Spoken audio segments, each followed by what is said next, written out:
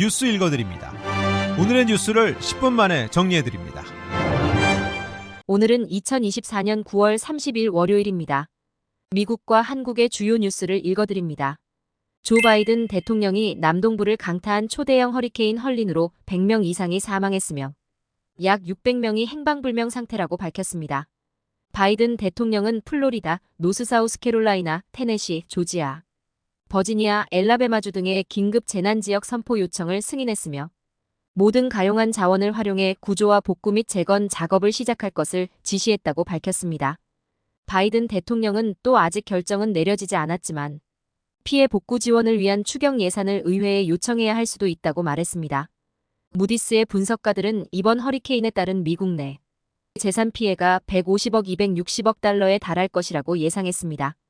대선을 앞두고 공화당이 선거 규칙과 관행 등을 문제 삼는 내용의 소송을 잇따라 제기하고 나섰습니다. 도널드 트럼프 전 대통령이 대선에서 패배할 경우 승복 여부를 밝히지 않고 있는 상황에서 공화당의 움직임이 대선 불복을 위한 명분 쌓기가 아니냐는 관측까지 나오고 있습니다.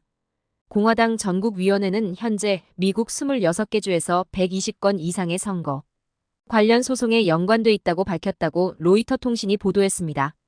공화당 측의 무더기 소송은 경합주와 핵심 카운티에 몰려 있습니다.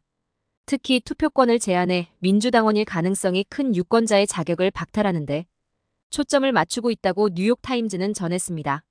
또한 상당수 소송이 오는 11월 5일인 선거일에 임박해 제기됐고 허위 주장에 바탕을 두고 있어서 기각될 가능성이 큰 것으로 전해졌습니다. 트럼프 전 대통령이 패배하고 승복하지 않을 경우 공화당이 소장에서 했던 주장을 되풀이할 수 있다는 관측도 제기되고 있습니다. 넷플릭스, 훌루 등 동영상 스트리밍 서비스의 열풍과 함께 10년 넘게 호황을 누리던 미국의 콘텐츠 업계가 급격한 불황에 접어들고 있습니다. 영국 BBC는 미국 할리우드 호황기가 끝나면서 주요 프로젝트가 취소되고 콘텐츠 제작이 중단되는 등 침체기가 이어지고 있다고 보도했습니다.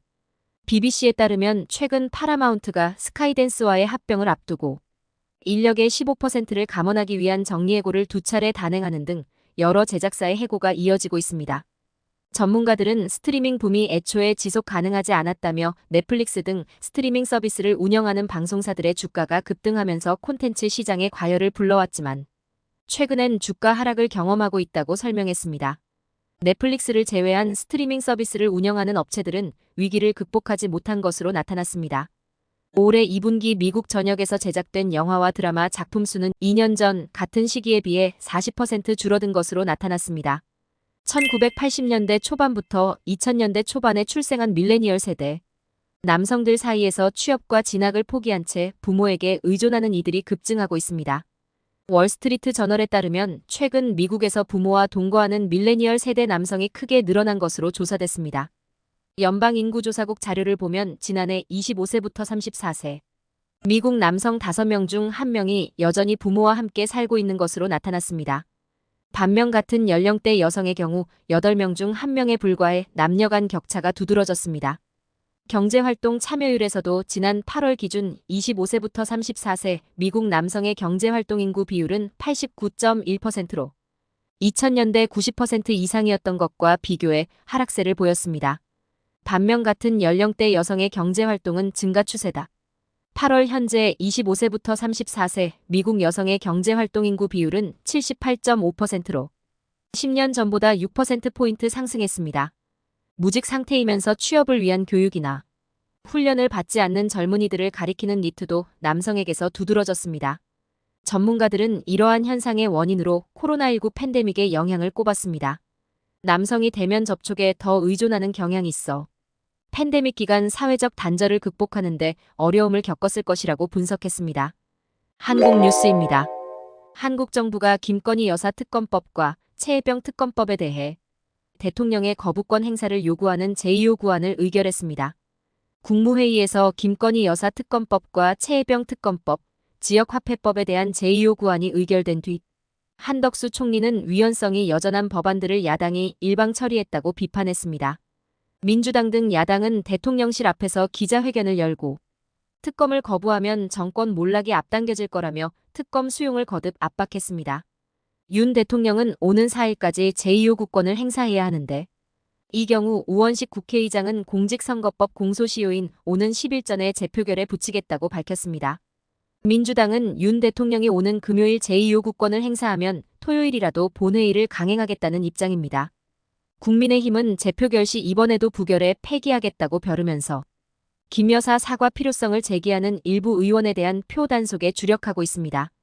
위증교사 혐의로 재판에 넘겨진 이재명 민주당 대표에게 검찰이 징역 3년을 구형했습니다.